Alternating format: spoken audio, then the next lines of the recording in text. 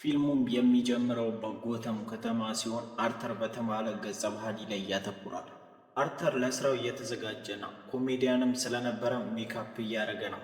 በመስታወት ውስጥም እያየ ሁለት ጣቶቹን አፉ ውስጥ አስገብቶ ፈገግ ለማለት ይሞክራል።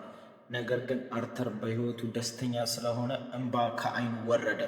ከጥቂት ጊዜ በኋላም አርተር የሱቅ ምልክት ይዞ በመንገድ ላይ ይጨፍራል። የሱቅን እያስተዋወቀ ስለነበር።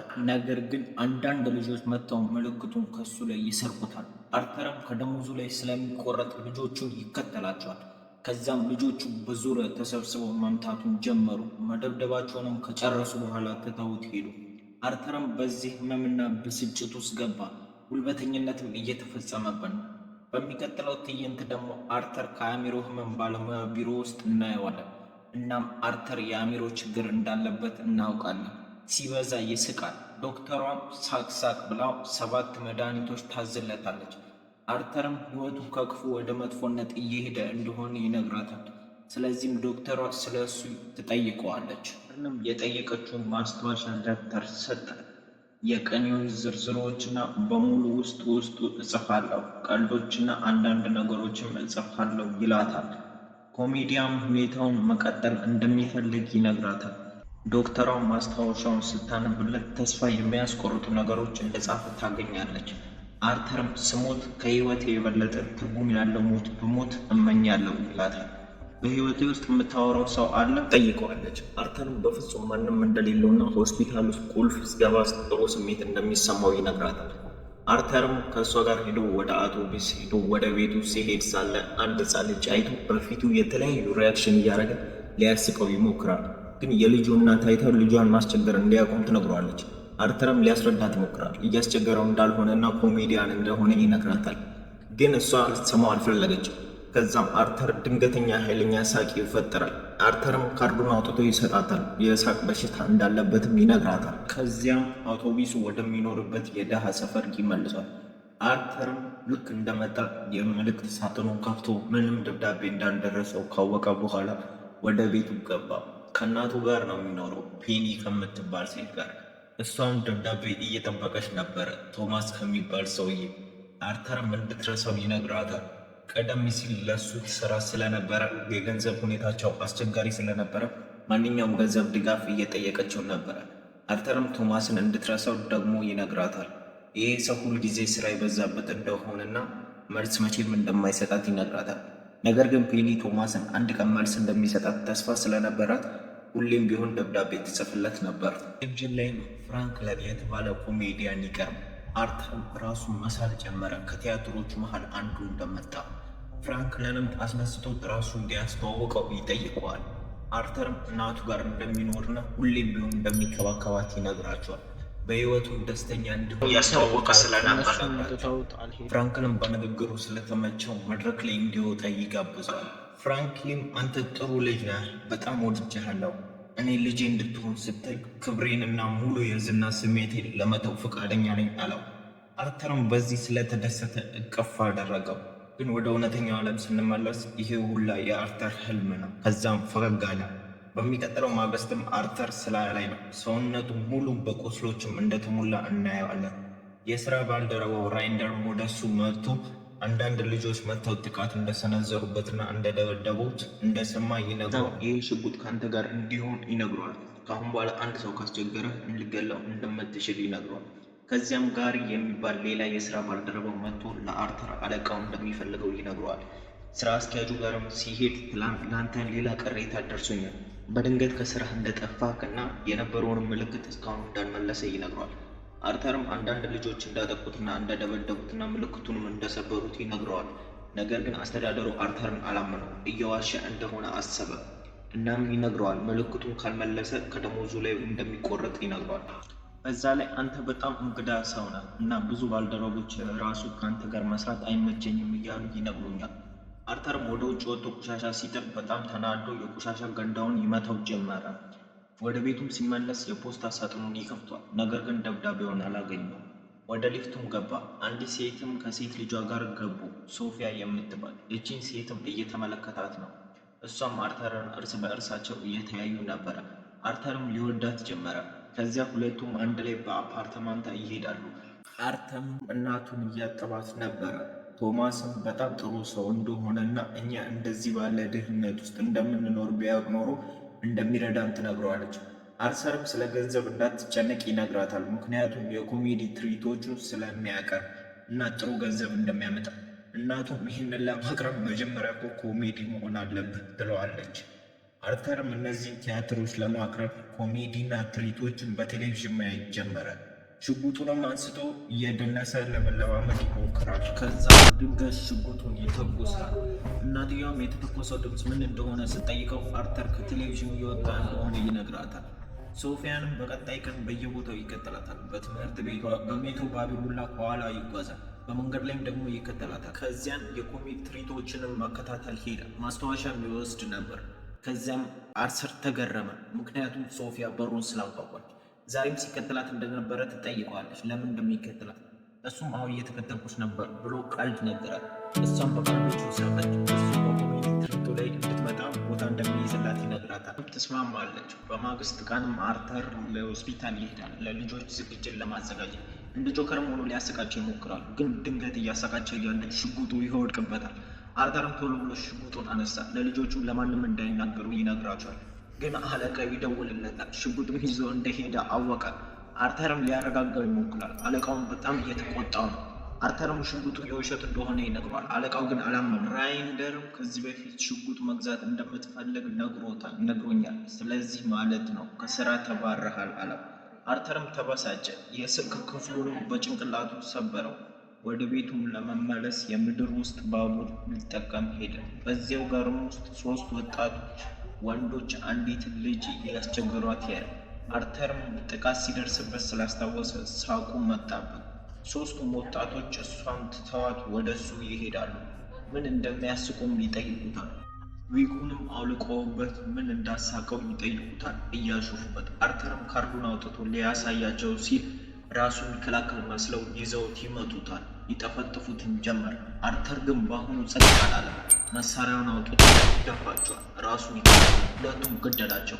ሶስተኛውም ሮጦ ለማምለጥ ይሞክራል። አርተርም እየተከተለው ሄዶ ጀርባው ላይ ተኩሶ ገደለ።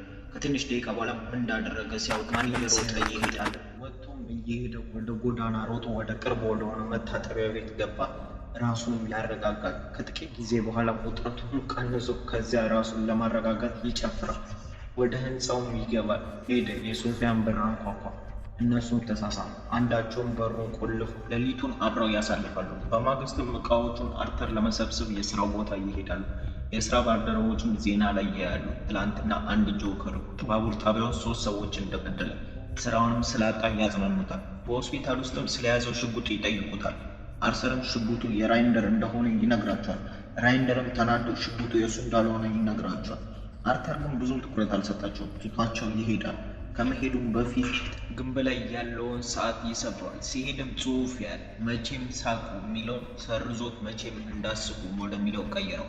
አርተርም ወደ ቤቱ ከደረሰ በኋላ ከእናቱ ጋር ቁጭ ብሎ የቶማስን ቴሌቪዥን ሳተላይት እያየ ነው። ቶማስም እንደ ድል ሆኖ የተገደሉት 3ቱ ሰዎች እሱ ጋር ነበረ ቢሰሩ። ጋዜጠኛውም ቶማስን ይጠይቀዋል በከተማ ውስጥ ስላለው ድህነትና ድሆቹ በሀብታሞች በጣም የሚጠሉት መሆናቸው። አብዛኛው ድሃዎቹ ከገዳዩ ጎን እንደሆኑ እያወሩ እንደሆነ ይነግራቸዋል። ቶማስም የድህነት ችግሩን ለመፍታት እንደሚፈልግና የተለያዩ ፋብሪካዎች ለመገንባትና ስራ ለመፍጠር የከተማው ከንቲባ ሆኖ እንደሚወዳደር ነገራቸው። ቃለ መጠይቅም አድራጊው ስለ 3ቱ ወጣቶች የገደለው ገዳይ ቶማስን ይጠይቋል። በእርግጠኝነትም ቶማስ ፈሪ ነው፣ ምክንያቱም አስቂኝ ጭንብል ለብሶ ነው ፊቱ ላይ የገደላቸው። ለመጋፈጥም ድፍረት አልነበረውም።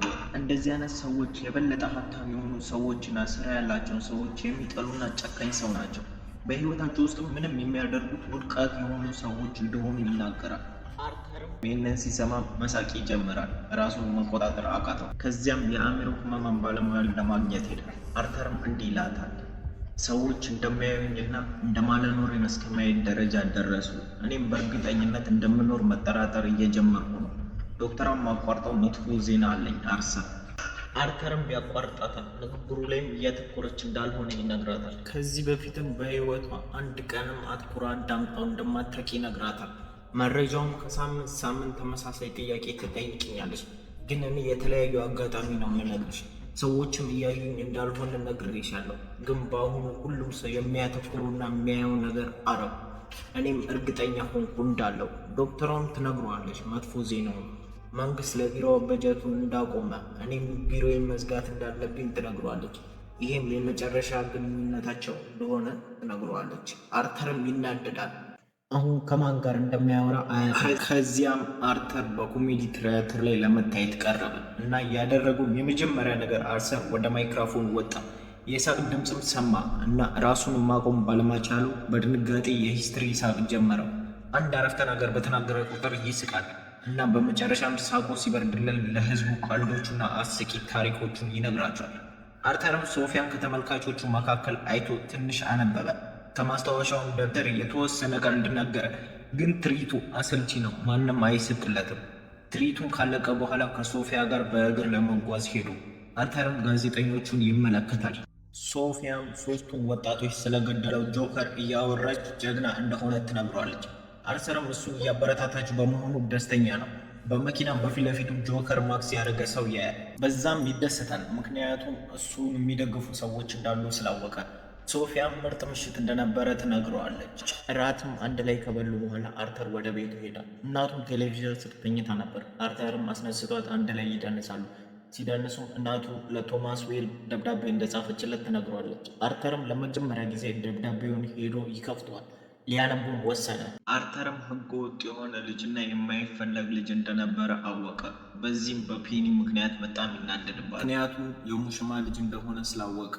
ፔኒም ምላሹን በመፍራቷ ራሷን መታጠቢያ ቤት ውስጥ ቆለፈች። አናገረችው። በእሷና በቶሚ መሀል ያለውን ፍቅር ታስረዳዋለች። ቶሚ ከፍተኛ ደረጃ ላይ ያለ ሰው ስለሆነ ህገ ወጥ ልጅ እንዳለው መናገር እንደሌለባት፣ ስለ እሱም ጨርሶ እንደማትነግረው ቃል እንድትገባ ወረቀት እንዳስፈረሟት ትነግረዋለች። አርተርም በዚህ ምክንያት ከፍተኛ ድንጋጤ ውስጥ ገባ። በቀጣዩ ቀንም አርተር የጋዜጣ የቶማስ ዌልን ቤተሰቦች ያን ወረቀቱንም ቀዶ አድራሻውን ይወስዳል። አርተርም ይሄዳል። ሲደርስም የቶማስ ዌል ልጅ ብሩስ ዌል ግቢ ውስጥ እየተጫወተ ነው። አርተርም ይሄዳል። በሩ ጋር የተለያዩ ትዕይንቶችም ያደርግለታል። ብሩስ ምንም አልተደነቀም። አርተርም ወንድማማቾች ነን ብሎ ስለሚያስብ እጁን አፉ ውስጥ ከቶ እንዲስቅ ያደርገዋል። ከዛ አልፍሬድ ያቋርጣቸዋል። ብሩስም አስተናጋጅ ነው። ብሩስንም ያርቀዋል። አርተርንም የሚያስቅ ነገር አይደለም ለብሩስ አበባ መስጠት፣ ይዝትበታል ፖሊስ እንደሚያመጣለት። አርተርም ቤተ መንግስት ውስጥ ሰራ የነበረችው ልጃገረድ ፔኒ ልጅ እንደሆነ ይነግረዋል። አርተርም ሚስተር ቶማስ ዋይንም ማግኘት እፈልጋለሁ፣ እሱ በደንብ ማን እንደሆንኩ ያውቃል፣ በእኔና በእሱ መሀልም ግንኙነት እንዳለ አውቃለሁ። እሱም ይስቅበታል። ፔኒ ጭንቅላቷ በምናባዊና በእውነታ ባልሆኑ ነገሮች የተሞላ እንደነበረ ነገረው። አርተርም አልፍሬድን ጎትተው ሊያንቆም ሞከረ። ቶማስም የት ነው ያለው አለው። ብሩስም ለአልፍሬድ ሲጨነቅ ሲያው ትቶት ይሮጣል።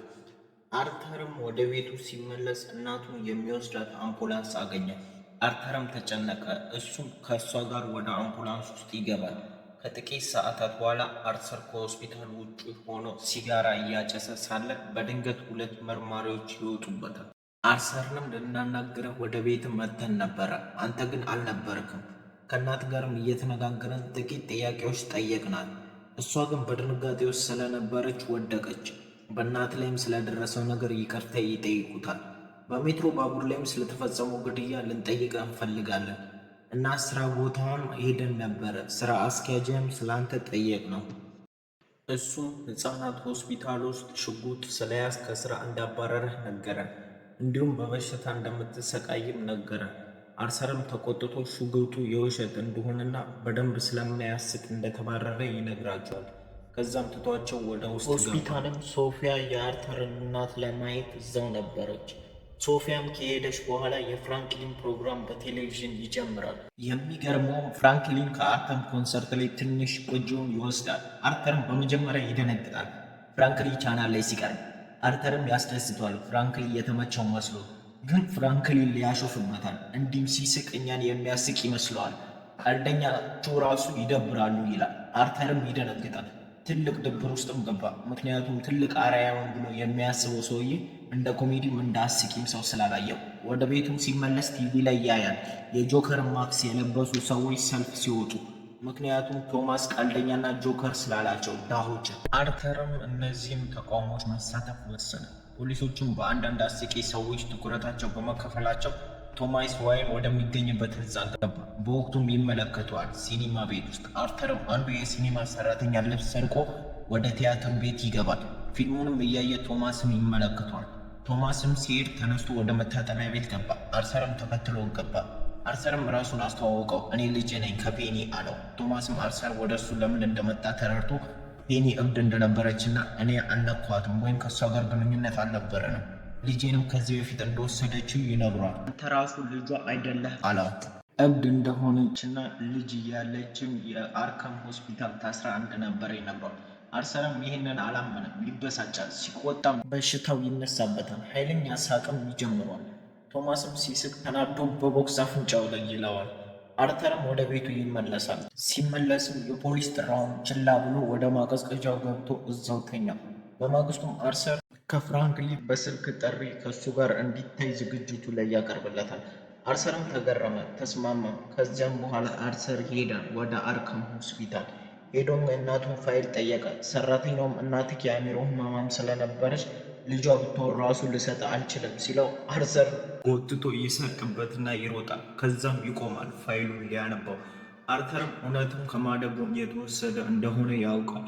ፔኒም እየዋሸችው እንደሆነ አወቀ። ስለ ቶማስ ግንኙነቷ አርተርም ታሳደገው የነበረው ከወንጀለኛ ጋር እንደነበረ አወቀ። ከዚህ በፊትም እንደታሰረች። አርተርም ይደብረውና ባወቃቸው እውነታዎች ወደ ሶፊያ ቤት ሄደ።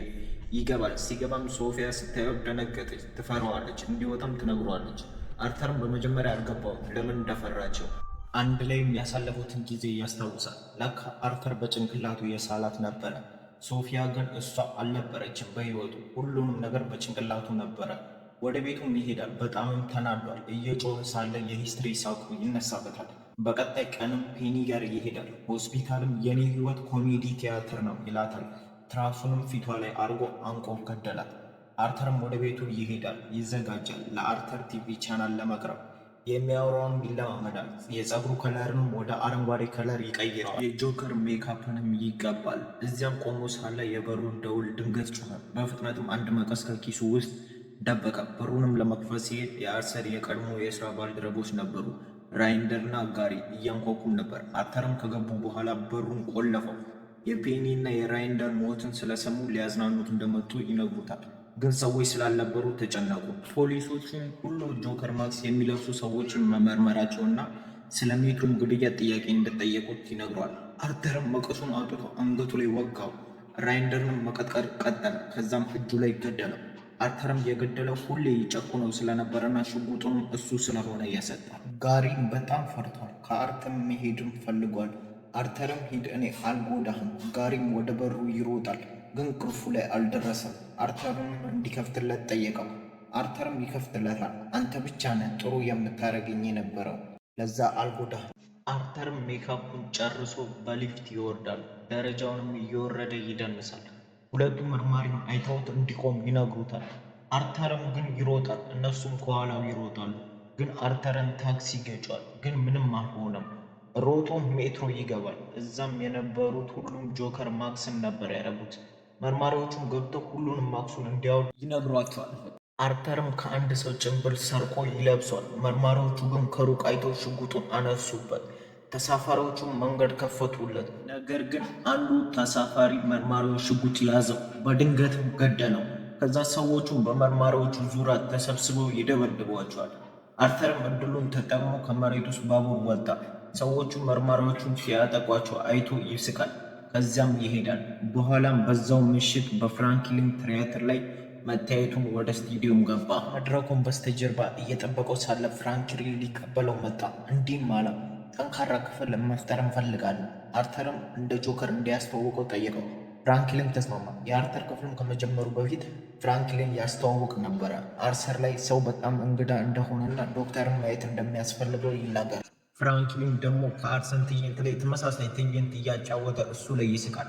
አርተርም ተበሳጨ። ከጥቂት ደቂቃ በኋላ እየጨፈረ ወጣ። አንዷንም ታዳሚ ይስማታል። ስለ ሞቱም መጥፎ ቀልዶች መናገር ጀመረ። ፍራንክሊንም ይሄ ጥሩ ነገር አይደለም የምታወራው። አርተርም ኦንላይን ላይ ሆኖ ያምናል ሶስቱንም ወጣቶች እንደገደላቸው። ፖሊስም አልፈራም የምከስረው ነገር ስለሌለኝ፣ እኔም በዚህ በላይ የሚጎዳኝ ነገር የለም ይላል። ስለ ሕግም አስከባሪዎች ያወራል፣ ምን ያህል ሰነፍ እንደሆኑና ጉልበተኞች ደካሞችን እንደሚጎዷቸው። ይሄኔ እኔ ብሆን ኖሮ ያኔ የሞትኩት ማንም ትኩረት አይሰጠኝም ነበረ። እናንተም ስለ እነዚህ ሰው ትኩረት የሰጣችሁ ቶማስ ዌይን ቴሌቪዥን ላይ ወጥቶ ስላወራ ነው። ግን ስለኛ አትጨነቁም፣ ቀን በቀን ስለምንሰቃየው። ፍራንክሊን ሁሉም ሰው እኮ መጥፎ አይደለም፣ ጥሩ ሰዎችም አሉ። አርተርም አንተ ራሱ ጥሩ ሰው አይደለህም። ዛሬ ቻናልህ ላይ የጠራኸኝ ልታሾፍብኝ ነው። አርተርም ምንም ሳይደረደር ሽጉጡን አውጥቶ ደፋው። ፍራንክሊንን ቀጥታ ስርጭት ላይ ገደለው። ሁሉም ቻናሎችም ያወራሉ ስለሱ። ፖሊስም መጥቶ አሰረው። አርተርም መኪናው ውስጥ እያለ ሳለ ሰዎችን ያያል፣ ማክስ አርገው ከተማውን ሲያምሱት። አርተርም ደስተኛ ነበረ በተፈጠረው ትርምስ ምክንያት። ከዛም ድንገት የአምቡላንስ መኪና መጥቶ ይገጨዋል። የፖሊስ መኪናው በህይወት እንዳለ ያረጋግጣል። ጆከር ማክስ የለበሱ ሰዎች ደግሞ ያወጡታል ከመኪናው ውስጥ። ከዛም መኪናው ፊት ለፊት ያረጉታል። በሌላ ቦታ ደግሞ የቶማስ ዋይል ቤተሰብ እየወጡ ነበረ ከሆቴል። አንድ የጆከር ማክስ የለበሰም ሰውዬ ይከተላቸዋል። የቶማስ ቤተሰብን መሞት ይገባቸዋል ብሎ ገደላቸው። ብሩስም አይኑ ፊት ለፊት ገደላቸው። አርተር ጋርም ስንመለስ ሲነቃ ሰልፍ የወጡት ሰዎች በጆከር ስም ያጨበጭባሉ። አርተርም መኪናው ላይ ቆሞ ይጨፍራል። አፍንጫውም ደም ያወጣ ነው። በደሙ ፈገግታ ሰራ። ከተወሰኑ ቀናት በኋላ አርተር ታሰረ። የአርካን እብድ ሆስፒታልም አስገቡት። ዶክተሯም የተወሰነ ጥያቄዎች ትጠይቋለች። አርተርም ይስቃል። እሷም ምንድነው የሚያስቀች ትለዋለች። አርተርም መቼም አይገባሽም፣ ምክንያቱም ህይወት የኮሜዲ ቲያትር ስለሆነ። አርተርም ከክፍሉ ይወጣል። ዶክተሯንም ከገደላት በኋላ ግልጽ ነው እንደገደላት፣ ደሟ በእግሩ እርምጃ ላይ ስለሆነ። ፊልሙም እዚህ ጋር ያልቃል። ሲዝን 2 እንድለቅላችሁ ከፈለጋችሁ ይሄን ቪዲዮ 1000 ላይክ አስገቡት።